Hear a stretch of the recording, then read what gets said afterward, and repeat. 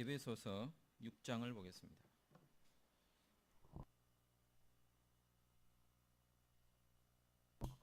에베소서 6장 10절부터 20절까지입니다.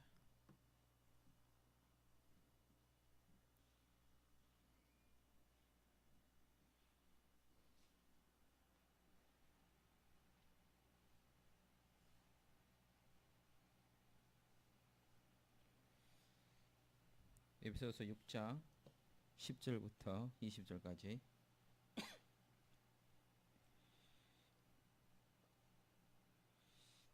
말씀을 교독하겠습니다. 끝으로 너희가 주 안에서와 그 힘의 능력으로 강건하여지고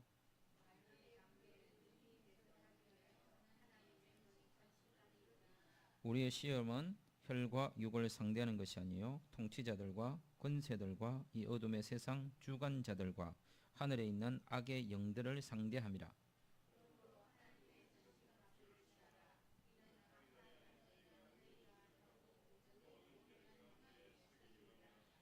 그런즉 서서 진리로 너희 허리 띠를 띠고 의에 호심경을 붙이고 모든 것 위에 믿음의 방패를 가지고 이로써 능히 악한 자의 모든 불화살을 소멸하고 모든 기도와 간구를 하되 항상 성령 안에서 기도하고 이를 위하여 깨어 구하기를 항상 힘쓰며 여러 성도들을 위하여 구하라.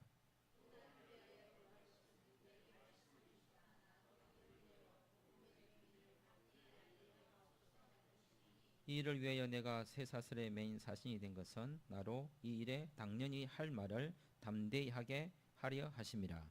아멘. 새로 시작된 2학기 수요 예배 개강을 축하합니다.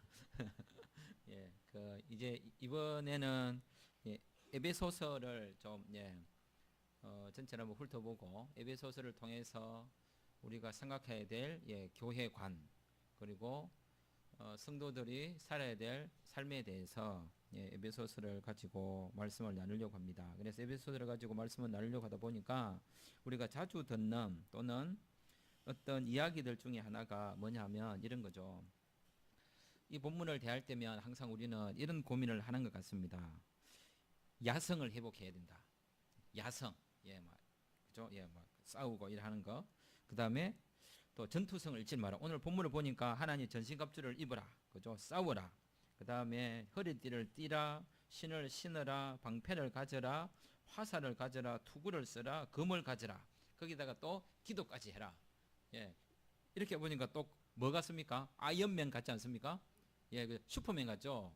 여성 같은 원더우먼이든지 상당한 사람이 나올 수 있을 것 같아요. 그런데 우리가 살아가는 삶을 보면 실제 이런 걸 우리가 안 갖는 것도 아니고 이걸 다 가져요. 근데 이걸 가졌는데 항상 우리는 그 져서 이기는 거지 이겨서 이기는 싸움을 하지 않는다는 거죠. 이걸 갖고 그 다음에 무장을 한다는 것은 강력한 군사가 된다는 것을 말하는 게 아니라 이걸 다 갖고도 무릎을 꿇을 수 있느냐를 묻고 있는 것이 아닌가.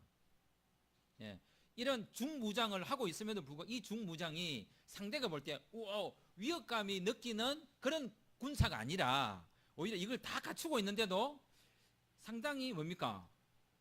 그렇게 위협감이 느끼는 군사로 보이지 않는 것.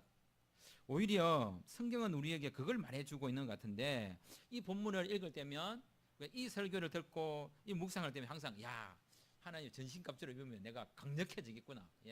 그죠? 계단을 오를 때도 무릎도 안 아프고 산도 마음대로 오르락 내려갈 수 있고 그런 생각을 간혹 할 수도 있을 것 같아요. 그런데 어쩌면 우리는 중무장을 하고 살아야 되는 그런 삶보다는 그렇지 않는 삶이 우리 가운데 훨씬 더 많지 않나라는 생각을 해봅니다. 야성을 회복하라. 전투성을 잃지 마라. 중무장을 하라. 화약 없는 총알은 안 된다. 전쟁을 선포하고 전진하라. 영적 전쟁을 하라. 이런 모든 말들은 전쟁의 상대 주적이 누구인지를 알아야 한다고 우리에게 말하고 있습니다. 이 말들은 어떻게 보면 다 듣기는 좋아요. 변명의 여지가 없습니다.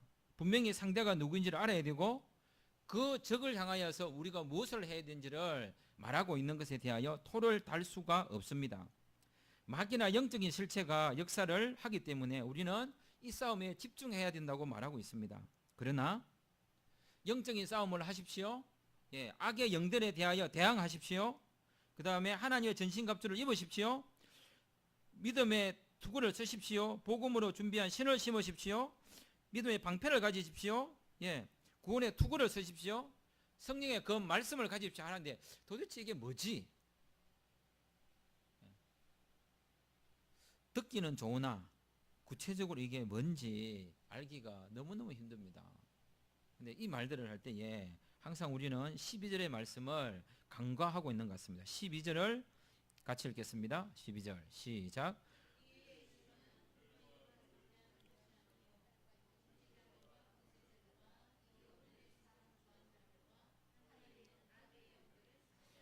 예, 우리는 항상 여기서 보면 그죠? 혈과 육을 상대하는 게 아니다 라고 하니까 이 세상의 삶에 관심을 갖지 마라 이것으로 착각한단 말이에요. 혈과 육은 어쩌면 개인화된 영역입니다. 상당히 개인을 향해서 예? 그 다음에 자신의 본성을 드러내는 욕망적 표현으로서의 그런 싸움을 하지 말고 오히려 구조적인 문제, 좀 더 사회적인 문제, 정치적인 문제, 경제적인 문제에 대하여 싸움을 하라고 하고 있습니다. 이 분명히 이야기하고 있죠. 통치자들과 권세들과 그죠? 그 다음에 어둠의 세상 주관자들과 하늘에 있는 악의 영이라고 이야기하고 있습니다. 실제 우리 눈에 보이는 잘못된 것을 향하여 못 본 채 하지 말라고 이야기하고 있습니다. 그것이 바로 6장 1절부터 9절을 이야기하고 있는 거고요. 그 다음에 5장 22절부터 33절까지 또 이야기하고 있습니다. 가정 안에서 일어나는 일, 사회 속에서 일어나는 일, 회사에서 일어나는 일, 다양한 영역에서 발생하는 그런 문제들에 있어서 그 통치자들과 권세자들이 잘못하고 있는 것에 대하여 간과하면 안 된다라고, 그죠? 영적인 싸움이라고 하는 것은 그냥 하나님 마귀가 우리를 다스리고 있는데 그런 시험이 없도록 해 주십시오라고 말하고 있지 않고 사도 바울은 우리 생활 속에서 일어나는 구체적인 현장이라고 이야기하고 있습니다.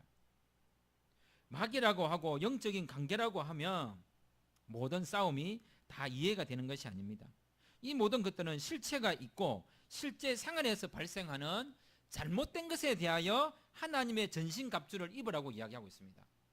사람들이 하나님을 떠나서 고통을 당하는 것은 우리가 쉽게 말하는 영적인 고통을 당하는 것뿐만 아니라 실제로 물질의 고통을 당하고요, 자연의 고통을 당하고요, 사회 경제의 고통을 당하고 있습니다. 그 실제적입니다. 그런 실제의 고통을 당하는 사람들에게 그 마귀 때문에 여러분의 삶이 힘드니까 마귀를 대적하십시오. 악의 영들이 있는데 그 영들을 향하여 예수 이름으로 선포해야 여러분의 삶이 나아집니다. 그것도 포함하지만 앞서 이야기한 매우 구체적인 일들을 말하지 않는 것은 성경을 한쪽 부분만 보고 다른 한쪽을 보고 있지 않는 것 같습니다. 잘못된 정보에 대해서 그리스도인들은 어떻게 해야 되느냐 이렇게 이야기합니다. 18절 보십시오. 모든 기도와 간구를 하되 항상 성령 안에서 기도하고 이를 위하여 뭐라고 하고 있습니까? 깨어 구하라. 깨어 있으면 실제로 그 자는 사람과 깨어 있는 사람의 신체적인 가장 중요한 특징이 뭡니까? 자고 있으면 안 들립니다. 자고 있으면 안 보입니다. 그러면 깨어 있으면 보이고 들립니다. 항상 깨어서 구한다는 것은 정확하게 보고 정확하게 듣고 정확하게 참여하라는 것을 다 포함하는 거죠. 그러니까 사도 바울이 자신을 위해서 간구할 때도 뭘 위해서 기도하라고 했냐면 19절과 20절에 반복되는 단어가 있는데 그게 바로 담대입니다. 담대. 우리가 왜 담대하지 않죠? 쩔기 때문이죠. 그죠? 쩔잖아요. 쩔아. 왜 쩔죠? 겁이 나니까. 우리가 쫓는 것은 사단 때문에 우리가 쫄지 않습니다. 공중 권세 잡은 자 때문에 우리가 쫄지 않습니다. 실제로 내 삶에 실제적인 영향을 미치는 그 사람 때문에, 그 권력 때문에, 그 구조 때문에 우리가 쫀단 말이에요. 요즘 우리가 살아가는 사회에 있어서 가장 많이 우리를 두렵게 하고 막 사람들로 하여금 걱정을 끼치는 게 뭐가 있습니까? 예, 예, 뭡니까? 뭐죠? 기본 뭐죠? 임금, 최저임금. 예, 최저임금은 언제 시작되죠? 2019년부터 시작됩니다. 아직 시작되지도 않았습니다. 그런데 왜 최저임금 때문에 망합니까? 시작되지도 않았는데 내년에 되어봐야 안단 말이죠. 저는 이게 옳다라고 말하고 싶지도 않아요. 소득 주도 성장이 옳다고도 말하고 싶지 않고, 자본주의의 시장 경제를 활성화시키는 것이 옳다고 말하고 싶지 않아요. 어느 것이 옳다 그러다 문제가 아니라, 정확한 것이 아닌 것에 대해서는 기다려보고 똑바로 하도록 위정자들을 위해서 기도해야 되는 것입니다. 잘못된 것에 대해서는 단호하게 이야기해야 됩니다. 국가 안보의 문제도 단호해야 되고요. 정치 경제의 문제도 잘못하는 것에 대해서는 단호해야 됩니다. 문재인 대통령이라 다 옳은 거 아닙니다. 박근혜 대통령에서 다 틀리기만 했을까요? 그렇지도 않습니다.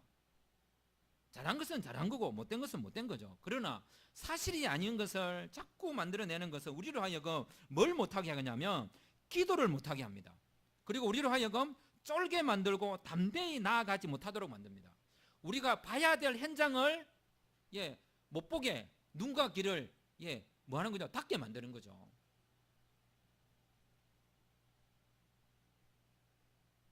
실제로 우리가 겪게 되는 6장의 본문 자체가 6장 1절 자녀와 부모의 관계 이야기하고 있습니다. 그 다음에 5절에서는 상전과 주인과 상전에 대해서 이야기하고 있습니다. 회사 생활이죠. 사회생활. 이 모든 일들이 뭡니까? 매우 구체적인 일들입니다. 믿음으로 살아가는 일은 두리뭉실한 일이 아니라 매우 구체적인 일이라고 한다는 거죠. 그것이 우리 생활 속에서 발생되어지는 실제적인 일들과 관계된 것이기 때문에 우리가 눈을 부릅뜨고 귀를 쫑긋 열고 어디에서 고통의 소리를 내고 있는지, 어디에서 아우성을 치고 있는지, 국가도 소득 주도 성장이 중요하고 최저임금을 가지고 사람들이 아직 일어나지도 않는 일이지만 고민을 하고 걱정을 하면 아직도 안 일어나는데 뭐 걱정합니까? 라고 하는 게 아니라 걱정이 되지요. 아프지요. 그래서 우리가 뭘 어떻게 하면 좋을까? 이라고 귀를 열어야지요. 그건 다 연비야 라고만 말할 게 아니라 더 들어보려고 하고. 서민이 뭡니까? 지레 겁을 먹는 게 서민입니다. 가진 게 많고 아는 게 많고 아무도 안 해도 우리 알아서 다 할 수 있으면 무슨 걱정을 하겠습니까? 아무 일도 안 일어났음에도 지레 겁을 먹고 걱정을 하는 게 우리라고요. 그럴 때일수록 그리스도인들은 뭐 해야 됩니까? 깨어서 구해야 됩니다. 그 깨어서 구하기 위해서 우리는 하나님의 전신갑주를 입어야 되는데 그 전신갑주를 입는다는 것은 앞서 말씀드린 것처럼 강력한 군사가 되는 게 아니라 오히려 전신갑주를 입고도 훨씬 더 부드러워져야 된다는 거죠. 사람이 좋은 무기를 가지면 의시되기 쉽고 좋은 무기를 갖추면 자랑하고 싶어요. 그런데 어떤 복음 전도자들이 좋은 무기를 가지고 의시되다가 낭패를 많이 당했습니다. 사람이 좋은 무기를 갖추게 되면요, 자기가 그런 좋은 무기를 갖추게 된 무슨 자격과 조건이 있다라고 착각을 하게 돼요. 그리고 누구보다도 더 빨리 그런 자격을 무기를 갖추게 되면 자기가 먼저 된 사람이라고 또 착각을 하게 됩니다. 또 사람들 이런 말도 합니다. 칼이라고 뭐 다 같은 칼인 줄 아나? 나는 금칼이야, 나는 은칼이야, 나는 나무칼이야, 나는 플라스틱 칼이야. 그 하나님의 전신갑주를 입는데도 뭐 그렇게 하나님이 말씀하신 것이라고 하여서 그것이 우리의 언어로 표현되었다고 해서 그게 그대로 표현된 말은 아닐 거란 말이에요. 그거는 하나님과 나 사이에 또는 이 일과 관계된 그 사람에게 하시는 말씀이지 그것이 모든 사람에게 동일하게 통용되지는 않을 경우도 있다는 것입니다. 이 모든 일에 발생하는 관계들은 구체적인 싸움입니다. 그러므로 두리뭉실한 싸움은 싸움이 아닙니다. 작지만 하나의 실천이 만들어내는 싸움이 진정한 영적 전쟁입니다. 하나님의 전신갑주를 입었다는 것은 그냥 하나님, 사단이 물러나게 해주세요. 대한민국을 사로잡고 있는 영적 세력이 물러가게 해주세요. 마땅히 그렇게 기도해야 됩니다. 하지만 그 영적 세력이 어떻게 구체화되어 있는지를 빠뜨리면 안 된다는 것입니다. 아담과 하와가 사단에게 유혹을 받았습니다. 아담과 하와가 유혹을 받은 것은 구체적인 물질적인 것이었습니다. 선악과라고 하는 구체적인 현장이었습니다. 사단은 우리를 두리뭉실하게 유혹하지 않습니다. 구체적 사건에 빠져들게 만듭니다. 그 사건에 욕심을 내게 하든지, 그 사건으로부터 도망치게 하든지, 그 사건을 대해서 아무것도 모른다고 방관자가 되게 하든지. 그리고 예수님께서 광야에서 40일 동안 시험을 당하실 때 어떤 시험을 당했습니까? 두리뭉실한 시험이 아니었습니다. 빵에 대한 시험이었습니다. 물질에 대한 시험이었습니다. 세상 부귀 영화에 대한 시험이었습니다. 강한 권력을 잡는 권세의 자리에 대한 시험이었습니다. 가룟 유다가 무슨 시험에 빠졌습니까? 돈의 시험에 빠졌습니다. 예수님께서 하나님과 돈을 겸하여 섬길 수 없다라고 하는 그 일에 대하여 분명하게 이야기하셨습니다. 제자들이 살아가는 모든 사건 현장들도 예수님께서 자신의 하나님의 복음으로 누군가를 고치는 일도 구체적인 삶의 현장에서 죄로 말미암아 병으로 다양한 사건으로 고통을 당하고 있는 그 삶의 현장에 찾아가셔서 하나님의 말씀을 선포하시고 사단을 쫓아내었다라고 하는 구체적인 증거로 그 사람을 고치셨습니다. 중풍병자가 왔을 때에, 걷지 못하는 자가 왔을 때에, 들어 누워 있는 자가 왔을 때에 예수님께서 말했습니다.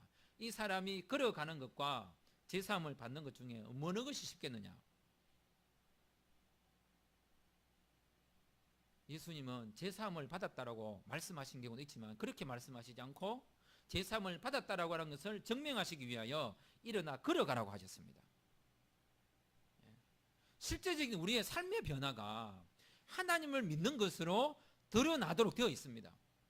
그것이요, 성공으로만 표현되는 것이 아니라 실패했을 때도 그 실패적 삶의 현장에서 구체적으로 그것을 허락하신 하나님이 뜻이 있다면 그것을 받아들이는 것으로 또 표현되는 것입니다. 잘못된 것은 싸우고 바르게 하여 하나님의 살아계심을 드러내도록 되어 있습니다.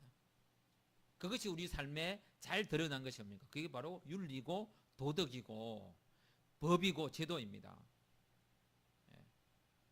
윤리가 두리뭉실하면 얼마나 큰 사고가 많겠습니까? 도덕이 두리뭉실하면 마음대로 살겠죠.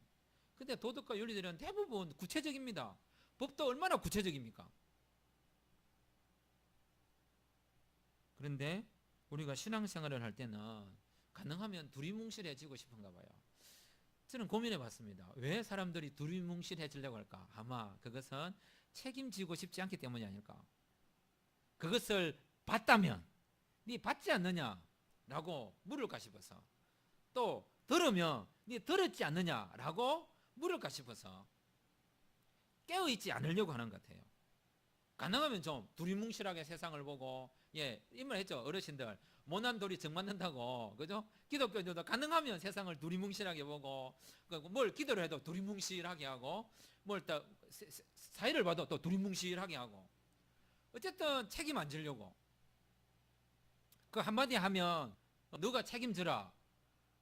그거는 기독교인들이 반길 일입니다. 기독교가 책임지라고 고맙습니다. 우리가 책임지죠. 책임져야 될 일에는 책임져야 될 일만 있는 게 아니라 뭐가 있습니까? 책임져야 될 일과 관계되어 있는 사람들이 있습니다. 그 사람을 사랑할 수 있는 기회입니다. 그 일에 대하여 사도 바울은 이렇게 했습니다. 또 나를 위해 구할 것은 내게 말씀을 주사 나로 입을 열어 복음의 비밀을 담대히 알리게 하옵소서 할 것이니, 이 일을 위하여 내가 셋세살의 메인 사신이 된 것은 나로 이 일에 당연히 할 말을 담대히 하게 하려, 당연히 해야 될 일들을 할 수 있는 기회죠. 기회. 기독교가 우리가 살아가는 삶에 대하여 구체화되면 될수록 누군가를 만날 수 있는 기회입니다. 예수님은 사람을 만나실 때에 두리뭉실하게 만나신 적이 한 번도 없습니다. 제자를 부르실 때도 구체적으로 부르셨고, 그렇다고 우리가 기도를 막 자기의 욕망을 채우기 위해서 구체적으로 기도해라 이런 건 아니에요. 자신을 위해서는 구체적으로 기도하지 않지만 누군가를 위해서는 구체적으로 도와줘야 되는 거죠. 그게 바로 하나님의 전신갑주를 입은 사람들이 싸우는 싸움이라고 생각합니다.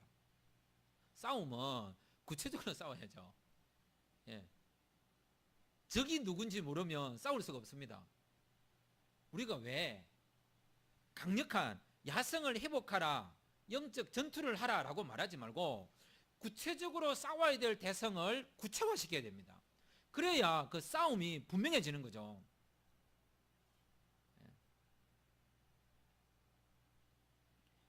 전신갑 군인이 적이 누군지 모르고 있다면 그 군인이 아니죠.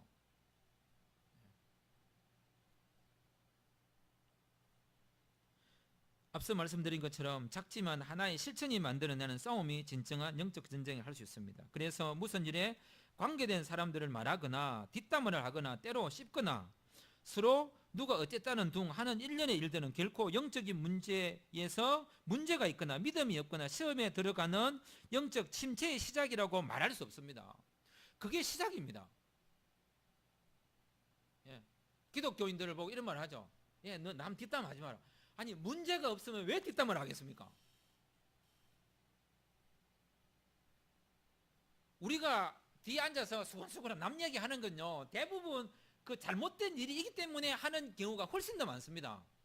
아무 문제가 없는 사람을 그냥 올려가지고 씹지는 않습니다. 그 개인을 두고 씹는 것을 아까 혈과 육을 상대하는 씨름이라고 했습니다. 그걸 하지 말라 이 말이에요. 그런 것은 가능하면 자제하거나 안 했으면 좋겠다. 그러나 세상 통치자들과 권세자들에 대해서는 뒷담하라고 이야기하고 있습니다. 그래야 문제가 뭔지 정폭되고 드러나고 의견을 모으고 문제를 해결할 수 있는 것입니다. 그냥 말로 끝나는 게 아니라 뭐 해야 됩니까? 하나님의 전신 그 사건을 두고 하나님의 전신갑주를 입고 기도하라고 하는 거죠. 그러면 뭐만 남을까요? 예, 죄송합니다. 용어가 씹는 것만 남는 게 아니고 뭐가 남는가? 이제 내가 해야 될 일이 무엇인가가 남게 되어 있습니다. 이 사건에 대하여 내가 책임을 져야 될 일이 무엇인가? 하나님의 전신갑주를 입은 사람으로서 어떤 책임을 져야 될까? 그런데 전신갑주를 입은 사람들은 이거 무장을 다하고 가서 상대를 죽이는 게 아니고요. 어떻게 하죠? 상대를 사랑합니다. 너무 웃기지 않아요? 우리가 가지고 있는 이런 무기들은 다 공격용 무기가 아닙니다. 공격용 무기 같지만 공격하지 않습니다. 복음을 전하는데 공격하지 않습니다. 오히려 하늘의 미랄이 쓰러져 땅에 쓰러져 죽는 것처럼 자신을 그 상대 앞에 죽입니다. 예수님은 완벽한 하나님이셨으나 그분은 우리 앞에서 악의로 오셨고 고통당하셨고 십자가에 죽으셔서 우리에게 하나님의 나라를 증명하셨습니다. 그렇다면 우리가 하나님의 전신갑주를 입는다는 것은 막 강력한 이게 아닌 것 같아요. 만약 그게 맞다면 하나님의 십자가를 예수 그리스도의 십자가를 설명할 방법이 없습니다. 어떻게 이야기했습니까? 2장 13절입니다. 2장 13절 2장 13절을 같이 읽겠습니다. 시작. 이제는 전에 멀리 있던 너희가 그리스도 예수 안에서 그리스도의 피로 가까워졌느니라. 모든 세상을 하나로 만드시는 일에 가깝게 하는 일에 가까이 온나 이게 아니고 그죠? 그리스도의 피로 가까워졌다고. 지속적으로 에베소서는 우리에게 이것을 이야기하고 있습니다. 무장했다고 해서 용감해지지 마라. 무장했다고 해서 담대히 한다 이 말은요 그런 말이 아닙니다. 사도 바울이 무장을 안 했을까요? 무장했지만 어느 누구도 함부로 공격하지는 않았습니다. 오히려 낮아졌습니다. 오히려 헌신했습니다. 오히려 손해를 봤습니다. 무장을 한다는 것을 이 세상을 향하여 교회가 강력한 집단이 되어갖고 그런 문제가 아니라는 거죠. 이게 놀라운 비결이죠. 강력한 무기를 갖고도 겸손해질 수 있는 것. 이게 얼마나 이런 거 있잖아요. 적당한 표현이 뭐죠? 부자가 겸손해지기 어렵습니다. 많이 배운 사람이 모른 척 하기가 어렵습니다. 다 아는 사람이 입을 다물기가 쉽지 않습니다. 내가 전신갑주를 입었네 라고 그게 아니라는 거죠. 어쩌면 정확한 해석인지 모르지만 다 하고도 18절에 모든 기도와 간구를 하되, 그죠? 이런 일이 좋은 전신갑주를 입었는데 기도라니 이게 무슨 말입니까? 이게 그냥 하나의 그냥 보태는 말일까요? 뭐 전신갑주가 부족해서 전신갑주를 입고 여기에 또 기도의 힘을 불어넣어야 됩니다. 저는 이 해석이 과연 맞는지 저 항상 의문이 많습니다. 틀린 해석은 아닙니다. 하지만 의문이 갑니다. 전신갑주를 입고도 기도한다는 말은 전신갑주에다가 기도의 힘을 불어넣어야 된다는 말이기도 보다는 그 해석도 맞고 그 뜻도 있지만 전신갑주를 입었지만 전신갑주를 입은 티를 내지 말고 겸손해지라는 것이 아닐까. 더 낮아져야 된다는 게 아닐까. 전신갑주를 입었다는 것이 무슨 배설이 아니라고 이야기하는 겁니다.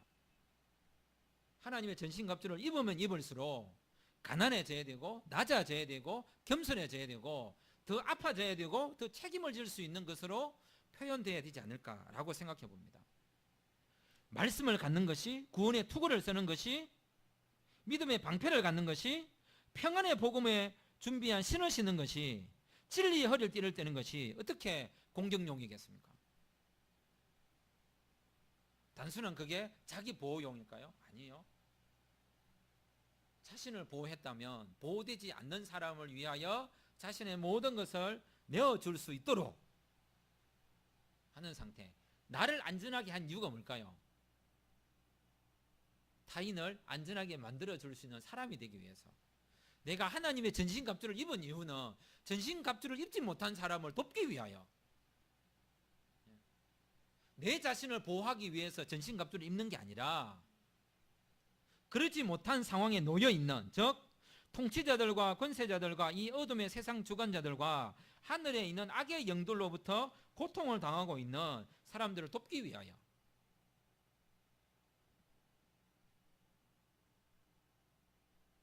모든 일들은 그러므로 구체적인 사건으로 시작되고 그런 일로 연결되어 있기에 구체적인 삶의 현장에서 살아가는 사람들의 삶에 참여하고 아픔 가운데 있는 사람들을 돕고 예수님을 만나도록 해주는 것이 참된 영적 전쟁이라고 생각되어집니다.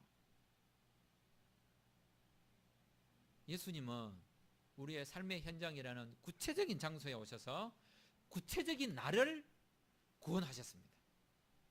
그렇다면 우리가 하나님의 전신갑주를 입었다면 구체적인 삶의 현장에서 그것이 사회적이든 경제적이든 영적이든 정치적이든 어떤 형태로든지 고통당하는 사람에게 담대히 쫄지 말고